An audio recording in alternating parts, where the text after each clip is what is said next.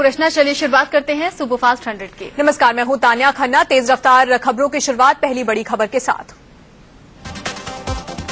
मोदी सरकार में डॉक्टर हर्षवर्धन की जगह स्वास्थ्य मंत्री बनाए गए जेपी नड्डा को लेकर बवाल शुरू हो गया है। आम आदमी पार्टी ने नड्डा को स्वास्थ्य मंत्री बनाए जाने पर अहम सवाल खड़े किए हैं।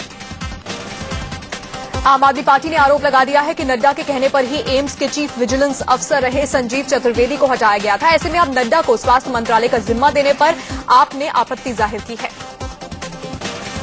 आम आदमी पार्टी के नेता मनीष सिसोदिया ने आरोप लगाया कि नड्डा के स्वास्थ्य मंत्री बनने से स्वास्थ्य सेवाओं में लूट और भ्रष्टाचार बढ़ेगा। स्वास्थ्य मंत्रालय से साइंस टेक्नोलॉजी मंत्रालय भेजे गए डॉक्टर हर्षवर्धन के बारे में सूत्रों से खबर है कि वो दिल्ली की सियासत में लौट सकते हैं। दिल्ली में चुनाव होने वाले हैं और पिछले चुनाव में सीएम पद के वो उम्मीदवार रहे हैं। उधर पीएम नरेंद्र मोदी ने कल शपथ लेने वाले सभी 21 मंत्रियों को उनके विभाग बांट दिए हैं। इसके अलावा कई पुराने मंत्रियों के विभागों में भी भारी फेरबदल किया गया है। अरुण जेटली ने सूचना प्रसारण मंत्रालय के कैबिनेट मंत्री का प्रभार संभाल लिया है। इस दौरान उनके 21 मंत्रियों को उनके विभाग बांट दिए हैं। इसके अलावा कई पुराने मंत्रियों के विभागों में भी भारी फेरबदल किया गया है।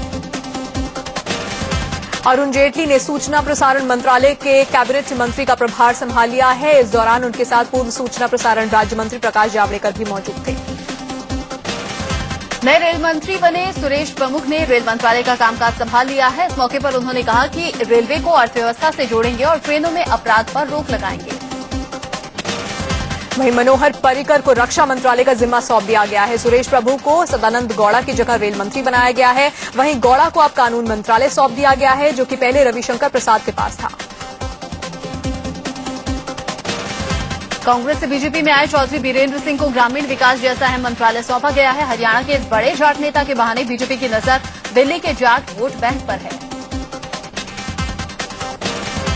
जयंत सिन्हा को वित्त राज्य मंत्री और राज्यवर्धन सिंह राठौड़ को सूचना प्रसारण मंत्रालय में राज्य मंत्री बनाया गया है। स्वतंत्र प्रभार के राज्य मंत्री बंडारू दत्तात्रेय को श्रम और रोजगार मंत्रालय सौंप दिया गया है।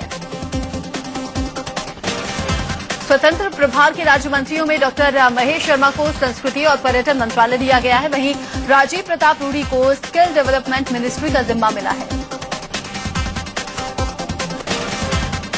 बिहार से राज्य मंत्री बनाए गए गिरिराज सिंह को माइक्रो एंड स्मॉल इंडस्ट्रीज मंत्रालय का जिम्मा सौंपा गया है। वहीं रामकृपाल यादव को पेयजल और सफाई मंत्रालय में राज्य मंत्री बनाया गया है। हंसराज अय्यर को रसायन एवं उर्वरक मंत्रालय में राज्य मंत्री बनाया गया है, तो वहीं सावरलाल जाट को जल संसाधन मंत्रालय में राज्य मंत्री की जिम्मेदारी दी गई है। पश्चिम बंगाल के आसनसोल से पहली बार सांसद बने मशहूर गायक बाबुल सुप्रियो को शहरी विकास राज्य मंत्री बना दिया गया है। यूपी में बीजेपी का दलित चेहरा माने जाने वाले रामशंकर कठेरिया को मानव संसाधन विकास राज्य मंत्री बनाया गया है, तो साध्वी निरंजन ज्योति को खाद्य प्रसंस्करण राज्य मंत्री का जिम्मा मिला है। रक्षा मंत्री बनाए गए मनोहर पर्रिकर आज यूपी से राज्यसभा के लिए पर्चा भरने वाले हैं। वो कल ही लखनऊ पहुंच भी चुके हैं। आज उन्होंने यूपी के राज्यपाल राम नाईक से मुलाकात भी की। नए मंत्रियों की शपथ के बाद आज मोदी कैबिनेट की बैठक शाम 5 बजे है। मंत्रिमंडल विस्तार और फेरबदल के बाद ये पहली बैठक है। मोदी कैबिनेट की ये पहली बैठक है। मंत्रिमंडल विस्तार के बाद बीजेपी में अब संगठन में भी भारी फेरबदल की तैयारी चल रही है। खबर है कि संगठन से सरकार में लाए गए मंत्रियों की जगह अब संगठन में कुछ नए लोगों को मौका दिया जाएगा। दरअसल कल जिन 21 मंत्रियों ने शपथ ली, उनमें से 5 संगठन में अहम पदों पर काबिज हैं। एक व्यक्ति एक पद के सिद्धांत के आधार पर बीजेपी इन 5 मंत्रियों की जगह नए लोगों को संगठन में लाने की सोच रही है। महाराष्ट्र विधानसभा का 3 दिन का विशेष सत्र आज से शुरू हो रहा है। राज्यपाल सी विद्यासागर राव राजभवन में जी पांडु गावित को विधानसभा के अस्थायी अध्यक्ष की शपथ दिलाने वाले हैं। विधानसभा सत्र में शामिल होने शिवसेना के विधायक अनोखे अंदाज में नजर आए। सभी ने सिर पर केसरिया साफा बांधा हुआ है। 12 नवंबर को विधानसभा अध्यक्ष का चुनाव होगा, जिसके बाद फडणवीस विश्वास प्रस्ताव पेश करेंगे। बीजेपी ने चुनाव में 122 सीटें जीती थी, जबकि बहुमत के लिए 145 सीटों की जरूरत है। शिवसेना अध्यक्ष उद्धव ठाकरे ने बीजेपी को अल्टीमेटम दिया है कि अगर बीजेपी का समर्थन लेगी तो हम विपक्ष में बैठेंगे। इतनी सारी हिंदुत्ववादी ताकत है, वो इकट्ठा रहनी चाहिए। लेकिन अगर बीजेपी राष्ट्रवादी के साथ जाना चाहती है तो हमारा रास्ता अलग होगा। बीजेपी पर दबाव बनाने के लिए उद्धव ने एकनाथ शिंदे को शिवसेना विधायक दल का नेता बना दिया है। उद्धव ने केंद्रीय मंत्रिमंडल विस्तार पर कहा कि जब तक महाराष्ट्र में सब कुछ ठीक नहीं हो जाता तब तक हम केंद्र में क्यों जाएं। उद्धव ठाकरे ने शिवसेना छोड़कर सुरेश प्रभु के बीजेपी में शामिल होने को दुर्भाग्यपूर्ण करार दिया है। पीएम ने शिवसेना के विरोध के बावजूद सुरेश प्रभु को कैबिनेट मंत्री बनाया है। वहीं शिवसेना अध्यक्ष उद्धव ठाकरे ने मौजूदा सियासी हालात पर चर्चा के लिए सभी विधायकों की बैठक बुलाई है। बैठक में सभी शाखा प्रमुखों के अलावा कॉर्पोरेटर्स भी मौजूद रहेंगे। शिवसेना के मुखपत्र सामना में महाराष्ट्र के सीएम देवेंद्र फडणवीस पर एक बार फिर से निशाना साधा गया है। मुंबई में सीईओ की नियुक्ति की सीएम की घोषणा पर शिवसेना ने आपत्ति जताते हुए सामना में संपादकीय लिखा है। सामना के संपादकीय में लिखा गया है कि फडणवीस सरकार मुंबई की छाती पर सीईओ को लादने का प्रयास कर रही है। ये भी लिखा गया है कि सीईओ के बहाने मुंबई महानगर पालिका को कमजोर करने की कोशिश है। नई दिल्ली विधानसभा सीट पर आम आदमी पार्टी के संयोजक अरविंद केजरीवाल को बागी नेता विनोद कुमार बिन्नी चुनौती दे सकते हैं। खबर है कि बिन्नी ने नई दिल्ली सीट पर तैयारियां भी शुरू कर दी हैं। बिन्नी लक्ष्मीनगर से विधायक चुने गए थे, लेकिन उनके बागी तेवर के बाद आम आदमी पार्टी ने उन्हें बाहर का रास्ता दिखा दिया था। बिन्नी केजरीवाल को उन्हीं की सीट यानी कि नई दिल्ली से चुनाव लड़कर चुनौती देने का मन बना रहे हैं। खबर है कि चुनाव से ठीक पहले आम आदमी पार्टी अपने मौजूदा 5 विधायकों का पत्ता काटने वाली है। रोहिणी से राजेश गर्ग, पटेल नगर से वीना आनंद, त्रिलोकपुरी से राजू धिंगान, सीमापुरी से धर्मेंद्र कोहली और तिमारपुर से हरीश खन्ना का टिकट कट सकता है। हरियाणा के संत रामपाल आज भी कोर्ट में पेश नहीं हुए। उनकी तरफ से मेडिकली फिट नहीं होने का सर्टिफिकेट कोर्ट में पेश किया गया है। 3 डॉक्टरों की टीम की रिपोर्ट पेश की गई है। खबर है कि पुलिस ने रामपाल के भाई को गिरफ्तार कर लिया है। इससे पहले संत रामपाल की गिरफ्तारी को लेकर करीब 3500 पुलिसकर्मी और पैरामिलिट्री फोर्स हिसार के बरवाला आश्रम पहुंची थी और उनके हजारों समर्थकों के जमा होने से टकराव के हालात पैदा हो गए थे। समर्थकों का कहना है कि संत रामपाल का स्वास्थ्य ठीक नहीं है। जब तक उनका स्वास्थ्य ठीक नहीं हो जाता तब तक पुलिस उन्हें हाथ भी नहीं लगा सकती। समर्थक हथियारों के साथ सतलोक आश्रम में डटे हुए हैं। हरियाणा के सतलोक आश्रम के प्रमुख संत रामपाल पर 2006 में जमीन विवाद को लेकर एक शख्स की हत्या करने का केस दर्ज है, लेकिन कोर्ट के बार बार नोटिस भेजने के बावजूद वो निजी तौर पर हाजिर नहीं हो रही हैं। चंडीगढ़ स्थित पंजाब और हरियाणा हाईकोर्ट में रामपाल को 10 नवंबर तक कोर्ट में पेश करने के लिए कहा गया था, जिसके बाद पुलिस कई दिनों तक उनकी गिरफ्तारी की कोशिश में लगी रही, जिसे देखते हुए बरवाला में तनाव की स्थिति बनी हुई है। दारुल उलूम देवबंद पीएम के सफाई अभियान के समर्थन में खड़ा हो गया है। दारुल उलूम के कुलपति मुफ्ती अबुल कासिम ने सरकार को सहयोग देने का भरोसा दिलाया है। कल पीएम नरेंद्र मोदी दिल्ली के विज्ञान भवन में एकनाथ रानाडे के जन्म शताब्दी समारोह में शरीक हुए। आरएसएस से जुड़े रहे रानाडे कन्याकुमारी के प्रसिद्ध विवेकानंद केंद्र के संस्थापकों में से थे। पीएम मोदी ने एकनाथ रानाडे को प्रेरणा स्रोत बताया है और कहा कि उनके साथ काम करने का उन्हें सौभाग्य मिला है। मोदी ने कहा कि जन्म शताब्दी पर रानाडे को श्रद्धांजलि देना गर्व की बात है।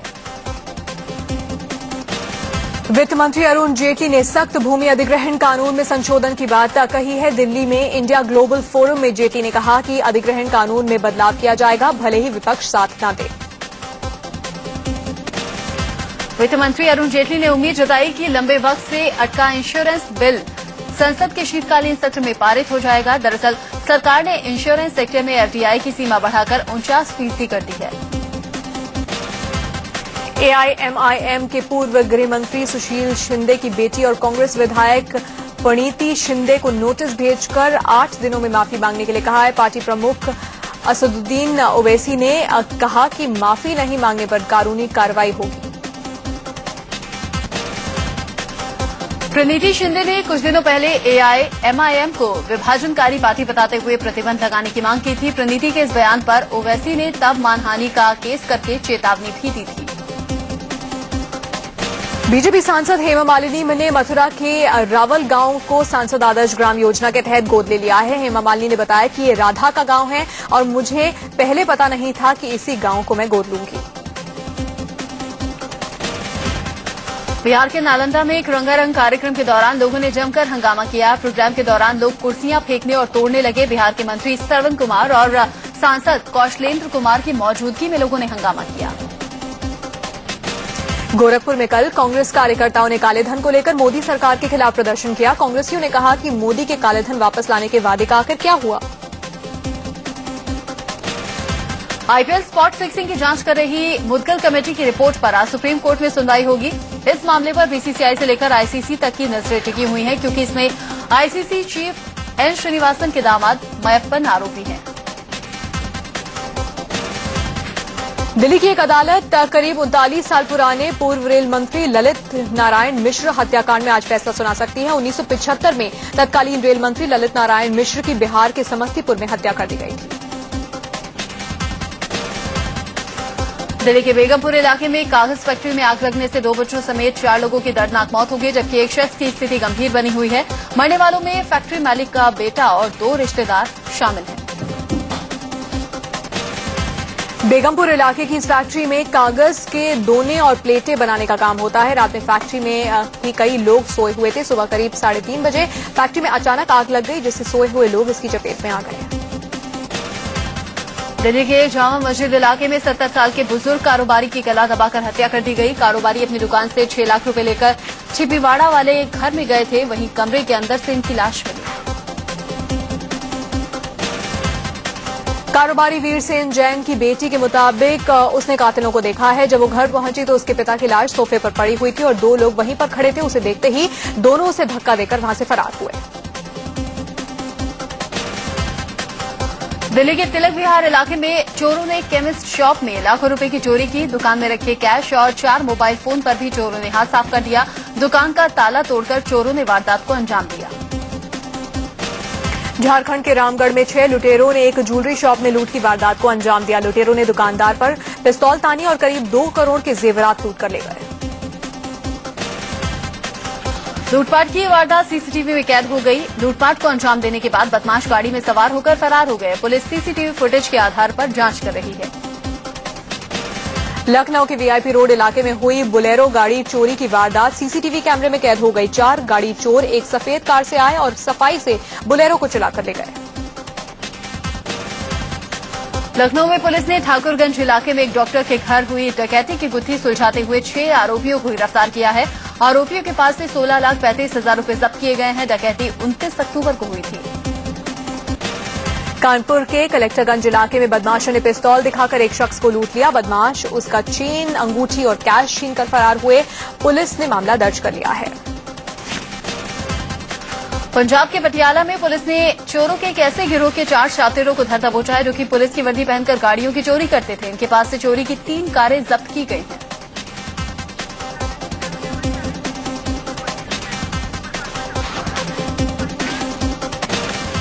और यहाँ पर वक्त हो गया है एक छोटे से ब्रेक का, लेकिन ब्रेक पर जाते हुए बहुत ही हरियाणा के यमुनानगर में 3 लड़के यमुना नदी में बह गए। इनकी उम्र 12 से 16 साल के बीच की है। डांस क्लास खत्म होने के बाद तीनों यमुना नदी के पास गए थे। घटना से घर वाले सदमे में हैं। यूपी के सहारनपुर में पुलिस वालों ने एक ऑटो ड्राइवर की जमकर पिटाई कर दी। चेकिंग के दौरान ये ऑटो ड्राइवर पुलिस को गाड़ी का कागज दिखाने में आनाकानी कर रहा था। राजस्थान के राजसमंद में पंचायत के फरमान के बाद एक विवाहिता को निर्वस्त्र कर गांव में घुमाया गया। लोगों ने पहले महिला को पीटा, उसके बाल काटे, फिर चेहरे पर कालिख पोत दी। पीड़ित महिला पर देवर की हत्या का आरोप लगाया गया था। गाजियाबाद के मसूरी इलाके में एक महिला के साथ गैंगरेप का मामला सामने आया। महिला का आरोप है कि पड़ोस में रहने वाले 2 भाइयों ने उसकी 1.5 महीने की बच्ची को मारने की धमकी देकर उसके साथ गैंगरेप किया। यूपी के मुरादाबाद में 4 साल की एक मासूम बच्ची से रेप का मामला सामने आया है। पड़ोस में रहने वाला एक लड़का बच्ची को बहला फुसलाकर ले गया। उसने रेप की वारदात को अंजाम दिया। पुलिस ने आरोपी को गिरफ्तार कर लिया है। कानपुर में एक लड़की ने एक शख्स पर शादी का झांसा देकर रेप करने का आरोप लगाया। आरोप है कि शख्स लड़की को डरा धमकाकर 3 साल से उसका रेप कर रहा था। दिल्ली के सरोजनी नगर इलाके में कल एक बेकाबू बीएमडब्ल्यू कार दूसरी कार को टक्कर मारते हुए डिवाइडर तोड़कर एक घर की दीवार से जा भिड़ी। हादसे में कार का ड्राइवर गंभीर रूप से जख्मी हो गया। यूपी के कन्नौज में कल तेज रफ्तार ट्रक ने बाइक पर सवार 3 लोगों को रौंद दिया, जिनमें से 2 लोगों की मौके पर मौत हो गई। तीसरा गंभीर रूप से घायल है। यूपी के फिरोजाबाद में कल 7 साल के बच्चे की सड़क हादसे में मौत हो जाने के बाद लोगों ने जमकर हंगामा किया। बच्चा हाईवे पर एक तेज रफ्तार जीप की चपेट में आ गया था। यूपी के शामली में कल मानव रहित फाटक पर एक ट्रेन ट्रैक्टर ट्रॉली को घसीटती हुई चली गई। ट्रेन ड्राइवर ने जैसे ही ट्रैक पर ट्रैक्टर ट्रॉली को देखा, इमरजेंसी ब्रेक लगाया गया। गनीमत रही कि ट्रेन पटरी से नहीं उतरी। ट्रॉली ड्राइवर मौके से फरार हो गया। बिहार के नालंदा में बस और बोलेरो के बीच में जबरदस्त टक्कर हो गई। हादसे में करीब 1.5 दर्जन लोग जख्मी हो गए। बस ड्राइवर ने एक स्कूटी को बचाने के चक्कर में एक गाड़ी बोलेरो से भिड़ा दी। डीडीए हाउसिंग स्कीम का आज और कल ट्रायल ड्रॉ होने वाला है। अगर ये ट्रायल कामयाब होता है तो 12 नवंबर को फाइनल ड्रॉ निकाला जाएगा। आवास योजना 2014 के लिए डीडीए को 10 लाख से ज्यादा आवेदन मिले हैं। दिल्ली के नजफगढ़ इलाके में एक महिला ने चलती डीटीसी बस में बच्चे को जन्म दिया। महिला की स्थिति गंभीर देखते हुए बस ड्राइवर ने रूट बदलकर अस्पताल के पास बस रोक दी। महिला और बच्चे को तुरंत अस्पताल में भर्ती करवाया गया। महाराष्ट्र के विरार में एक गांव से 9 फीट लंबा अजगर मिला। घर के अंदर अजगर मिलने से लोगों में खलबली मच गई। खबर पाकर सर्प मित्र मौके पर पहुंच गए और अजगर को पकड़कर जंगल में छोड़ दिया। झारखंड की रांची पुलिस ने चूहों के खिलाफ एफआईआर दर्ज करवाई है। सुखदेव नगर पुलिस के इंस्पेक्टर ने आवेदन देकर कहा है कि चूहों ने मालखाने के कई सामान और दस्तावेजों को नष्ट कर दिया है। डीआईजी ने भी जांच के आदेश दिए हैं।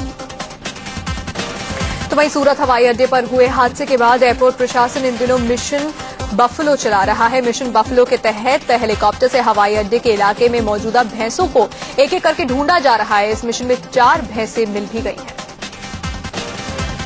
दरअसल सूरत हवाई अड्डे के रनवे के पास एक विमान से भैंस टकरा गई थी। हादसे में विमान का इंजन टूट गया था। उस वक्त विमान में करीब 150 मुसाफिर मौजूद थे जो कि बाल बाल बच गए।